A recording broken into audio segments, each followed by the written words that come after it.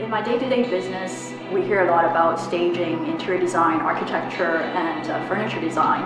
Today we're at Designer's Walk, and I'll be meeting Dustin Kroft from Kroft & Co., who does modern custom handcrafted furniture. Hi Dustin, thank you for inviting us here today.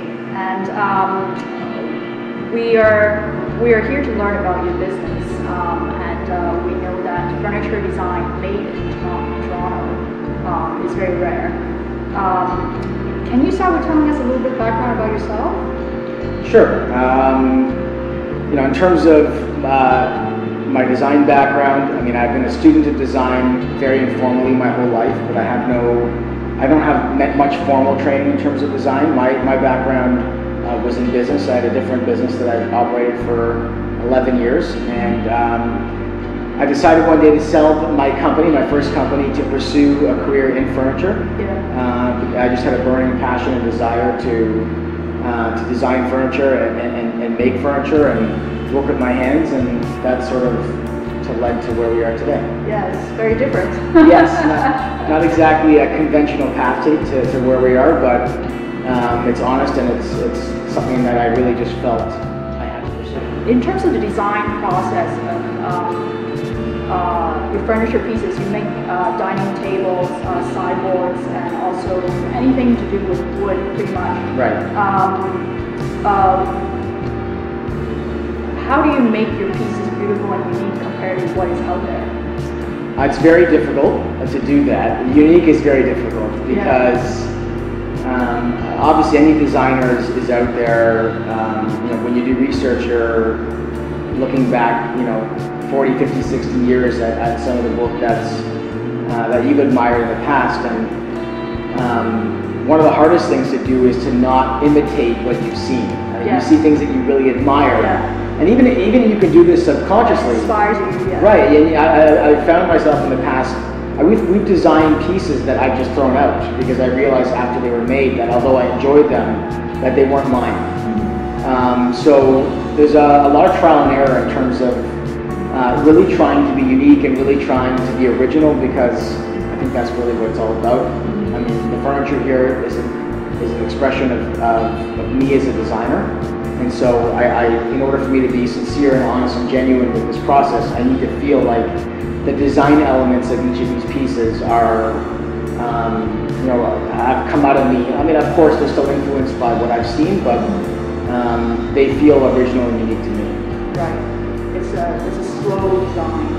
Right. Sort of in that category. Definitely slow design. We're not afraid to make and remake each piece dozens of times until we get it right. And what we really focus on a lot is just like the very, very small details. Everything.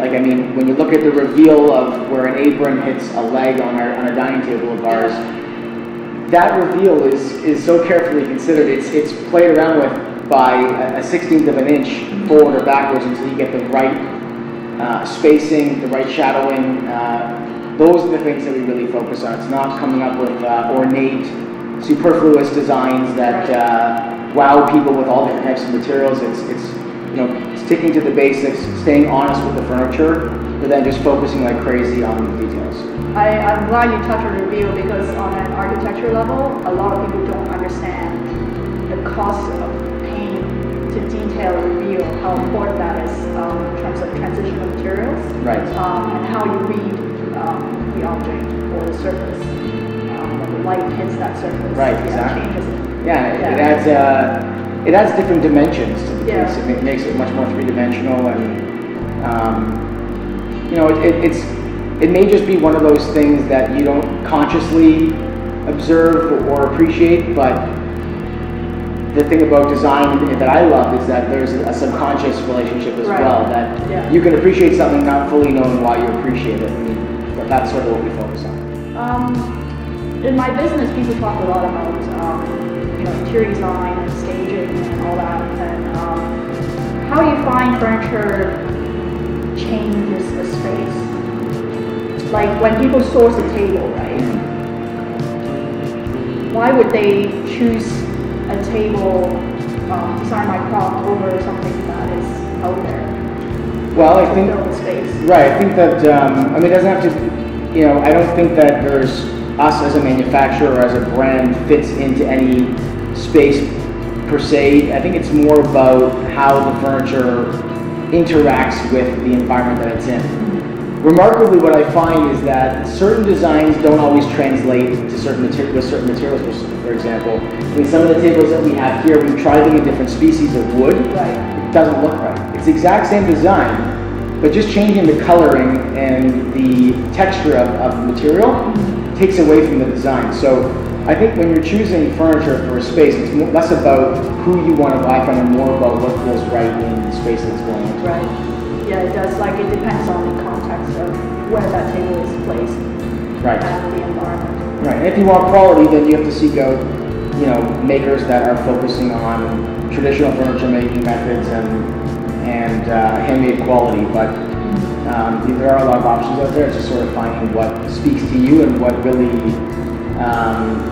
seems to speak to the space that it's going to fit in. In terms of selecting the wood for your furniture, what do you look for specifically?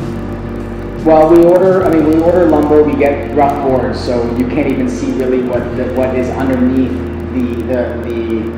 the top layer of the board when we get it. We have to sort of joint it to clean up the face to really see what's underneath. And after we plane it and dress it a little bit, we can start to understand what each board, what the textures and colors and grain and character of each board is. And that's just about sort of, you know.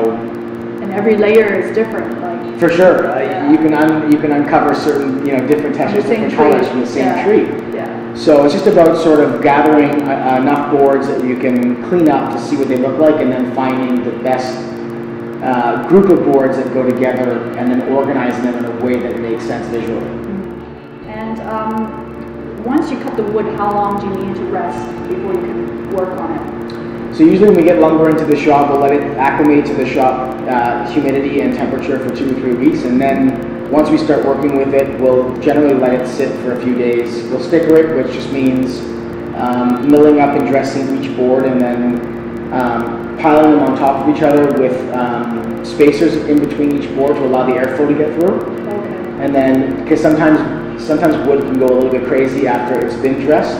So you got to slowly dress it, slowly take off the layers of the wood to clean it up to its final dimensions.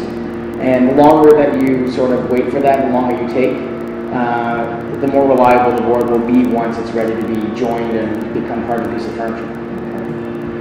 Very technical, but yeah, it is. Yeah, I mean, wood can behave very differently. Like you really have to know how and when it's ready. Oh, for sure. I mean, there's moisture content. There's how young the tree was or how old it was. Yeah. Where the tree's coming from, the regions. I mean, there's a lot of things that factor into how much tension might be in a tree. It's a living material, so it's unpredictable in that sense. But there are steps that you can take to really make sure that you're giving it a chance to become a part of the furniture. Right.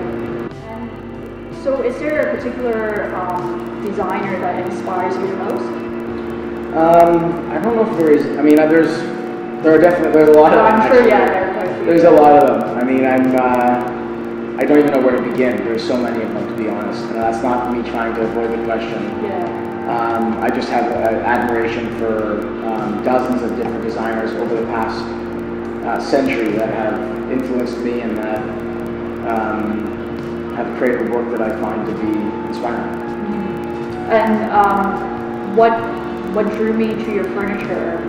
That's very different. It's simplicity, and but it's also maintaining a very modern form. In terms of the process from beginning to end, what part of it do you enjoy the most? And like, can you tell us, you know, basically from the time you conceive the piece to the end? Yeah, I think that anyone who makes things would say that they enjoy the most is the reward of seeing something in full scale, and you know, having sort of this idea that takes shape on a piece of paper, and then because I do usually start with that. I'm not I don't use CAD incredibly often unless I really know that this idea that I have is perfect and bang on. Right. I work it out on paper first, and then start with scale models, and then go to full scale models. And when that full scale model is made, especially in the material that it's going to be made in, that's just, you know, the... Oh, so you do these little miniatures? Yeah, we do scaled models. Little miniature tables are floating around everywhere in my house and the shop up in Concord. And yeah, I think that the most rewarding part definitely is seeing it finally made. And then having fun with like, you know, you have a concept and then it's sort of a, what can you do with this concept? You have an idea for like this table, our dining table 005. There's so many different color combinations and different species that can be used, and it's sort of just even reimagining your own pieces with different species or different colors or different finishes can be quite enjoyable as well. Right, and also watching it age. How right. It's going to age. Yeah, for sure. That's interesting. So for design fanatics out there, how will they find you? Well, people can find us, they can get a look at our furniture online on our website, www.kroft.co, not com or ca.co. People get confused with that.